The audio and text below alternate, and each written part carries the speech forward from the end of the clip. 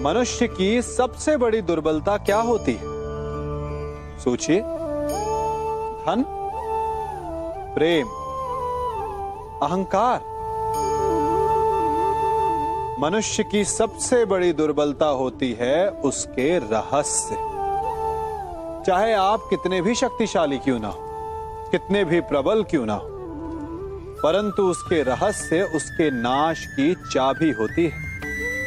इसलिए यदि प्रबल रहना है, शक्तिशाली रहना है, समर्थ रहना है, तो अपने रहस्य को किसी को भी ना बताएं, ना मित्र को और ना ही शत्रु को, क्योंकि समय पड़ने पर कब कौन शत्रु हो जाए ऐसा कहना संभव नहीं। विभीषण को रावण के अमृत कुंड का ज्ञात था, इसीलिए प्रभु श्री राम रावण का वध करने में सफल हो सके। इसलिए उचित यही है कि आप अपने रहस्य को स्वयं तक ही सीमित रखें। मनुष्य जीवन की परीक्षा में सफल होने के लिए क्या नहीं करता? वो परिश्रम करता है, दौड़ भाग करता है, और ये सब करने के पश्चात भी जब उसका काम नहीं बनता तो वो नकल करता है ना? तनिक लौटिए अपने बचपन में, स्मरण कीजिए अपने बचपन की स्मृतियों का। क्या स्मरण हुआ? विद्यालय में जब आप परीक्षा देने जाते थे तो क्या होता था? आप ना सहे, परंतु कोई ना कोई सफलता पाने के लिए नकल करता ही था और उत्तीर्ण भी हो जाता था, है ना? परंतु जीवन की परीक्षा ऐसी नहीं होती। नकल करने वाला सफल नहीं होता। कारण विद्यालय में सबके प्रश्न पत्र एक होते थे, परंतु जीवन के प्रश्न पत्र और उनकी कठिनाई सबके लिए भिन्न होती, तो निश्चित रूप से उनके उत्तर भी भिन्न होंगे ना। इसलिए यदि आपको जीवन में सफलता पानी है तो नकल ना कीजिए, स्वयं के प्रश्नों का उत्तर स्वयं ढूंढिए और सफलता आपकी ही होगी। मनुष्य का जीवन हार और जीत, विजय और पराजय, सफलता और असफलता के मध्य झूलता रहता है। आपके साथ भी ऐसा होता होगा, है ना? जब आप सफल होते हैं, किसी चुनौती पर विजय पाते हैं, तो मन प्रसन्नता से आनंद के उपवन में झूमने लगता है, और जब आप असफल होते हैं तब मन दुख और पीड़ा के सागर में डूबने लगता है। परंतु वास्तव में सफलता और असफलता है क्या? तनिक ध्यान से सोचिए। ये केवल हमारी मनोस्थिति मात्र है।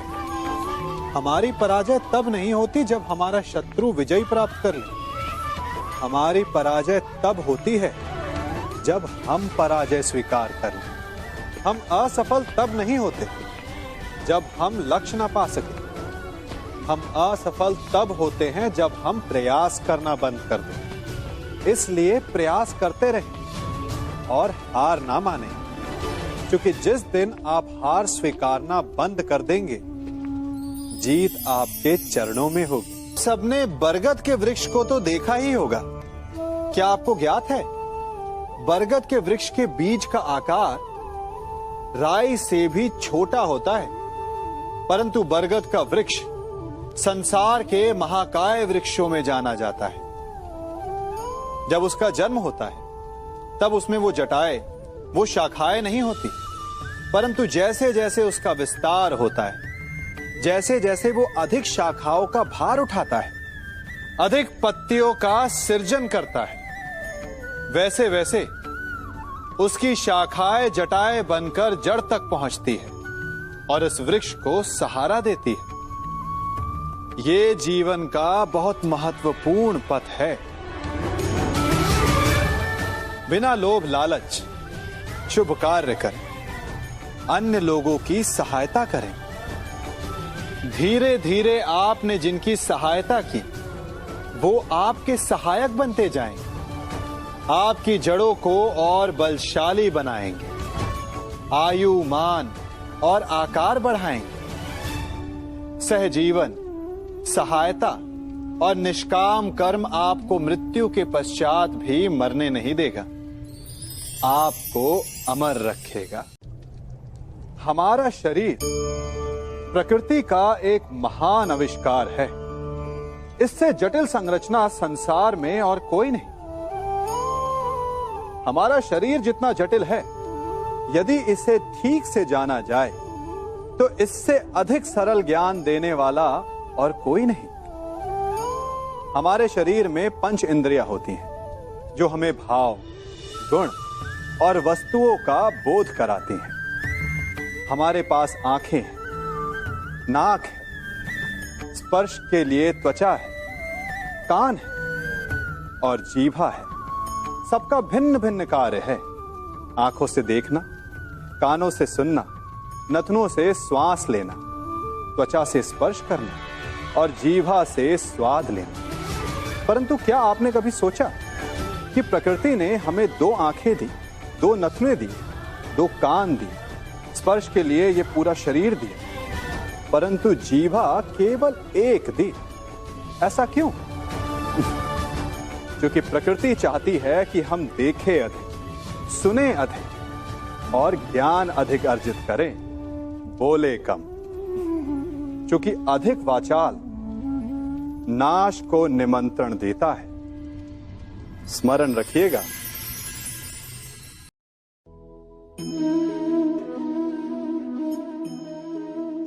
ये सदा यही कहते आए कि यदि आगे बढ़ना है तो अपनों का साथ दो। सत्य कहते हैं, अपनों का साथ देना ही चाहिए, परंतु साथ देने से पूर्व ये अवश्य पहचान लेना चाहिए कि अपने हैं कौन। क्या अपने वही होते हैं जिनके साथ हमारा रक्त संबंध होता है, या अपने मित्र? अपने वो होते हैं जो हमें सद्कार्य के लिए प्रेरित करें, हमें आगे बढ़ाएं, हमारा साथ दें। और वो जिनका साथ देने से समाज का नाश, धर्म की हानि हो, वो सगे हो करके भी सगे नहीं होते। इसलिए जब अपनों की परिभाषा का चुनाव करें तो उन्हें अपना माने जो आपका साथ दे, उन्हें नहीं जो हमें अज्ञान के मार्ग पर ले जाएं।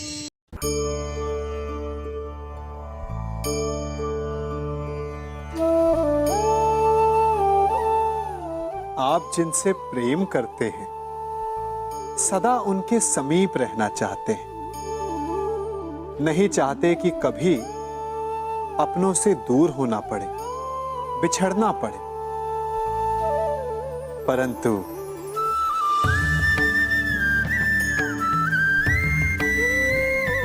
एक समय के पश्चात अपनों से दूर हो जाना उन्नति के लिए आवश्यक है। आप माता पिता हैं ना? यदि आप अपनी संतान के जीवन के हर पग पर उनका मार्गदर्शन करते रहेंगे तो आपकी संतान स्वयं मार्ग चुनना कैसे सीखेगी?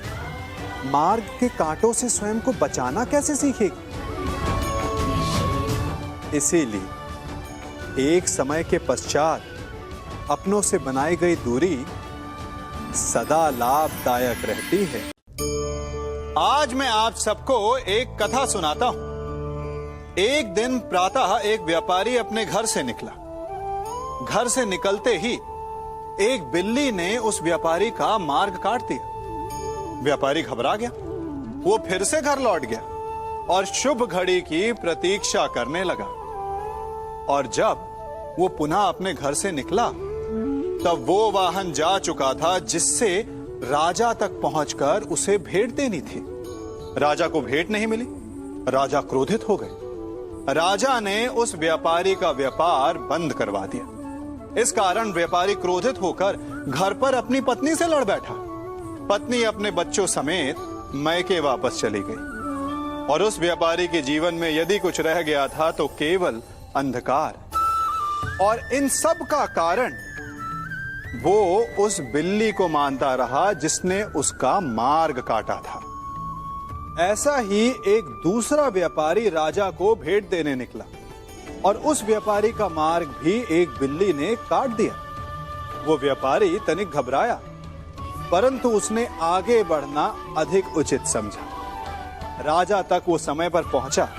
उसने राजा को भेंट दी। राजा प्रसन्न हुए और राजा ने व्यापारी को अपना व्यापार बढ़ाने की अनुमति दी, स्वर्ण आभूषण दी। जब व्यापारी घर पर पहुंचा तो पत्नी को आभूषण और अपने बच्चों को देने के लिए वस्त्र थे उसके पास। हर ओर प्रसन्नता थी। समझ रहे हैं ना?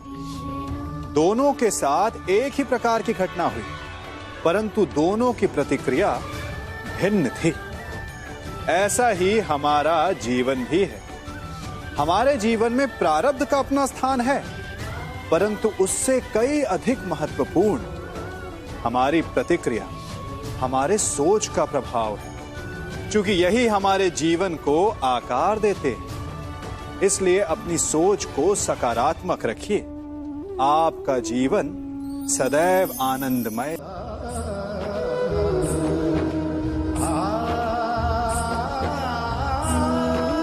हम सभी अपने जीवन में कोई ना कोई कार्य करते हैं। कार्य करते हैं तो थकान की अनुभूति होती है, और यदि थकान ना उतरे तो कार्य करने का मन नहीं करता। हम आशा करते हैं कि कदाचित एक दिन में 24 के स्थान पर 26 घंटे होते तो आराम करने के लिए हमें और अधिक समय मिल जाता। हमें ऐसा अनुभव होता है कि हम बहुत अधिक कार्य कर रहे हैं, है ना? परंतु क्या आपने कभी सोचा है कि जो लोग संसार में सफल हैं, उनके पास भी सफल होने के लिए दिन में केवल 24 घंटे थे? तो फिर वो सफल क्यों हैं? इसका एक छोटा सा रहस्य है। वो कार्य चुनते हैं जो उन्हें प्रिय है, जिसे करने में उन्हें आनंद आता है। उन्हें लगता ही नहीं कि वो कार्य कर रहे हैं, उन्हें लगता है कि वो प्रतिपल आनंद मना रहे हैं। और जब आप आनंद मनाते हैं तो थकान कैसी? इसलिए यदि आप जीवन में कोई भी कार्य करें तो वो आपके मन को भाना चाहिए, या जो कार्य आप कर रहे हैं उसे अपने मन को भा देने दो। सफलता आपको मिलेगी। कभी सोचा है हमारा जीवन भी उस रेत की घड़ी की भांति है? जो रेत नीचे गिर चुकी है वो हमारा अतीत है, जो अब भी ऊपर है वो हमारा आने वाला भविष्य है, और वर्तमान ये संकुचित स्थल है जहां से धीरे धीरे करके रेत गिर रही है। अर्थात हमारे पास जीने के लिए यही एक क्षण है। उसका उपयोग कैसे करना है ये हम पर निर्भर करता है। जो बीत गया उसका दुख मनाना है, या जो भविष्य में होने वाला है उसकी प्रतीक्षा में क्रोध करना है। सब कुछ करने के लिए यही एक क्षण है। प्रसन्न रहना है तो उसके लिए भी यही एक पल है। प्रतीक्षा करते रहोगे तो ये पल भी भूतकाल में बदल जाएगा। इसलिए आनंद के लिए, परोपकार के लिए प्रतीक्षा ना कीजिए। आपके पास जो पल है उनका भरपूर सदुपयोग कीजिए, क्योंकि इस घड़ी को पलटकर आप फिर से समय अवश्य गिन सकते हैं, परंतु अपना बीता हुआ समय आप वापस नहीं लौटा पाएंगे।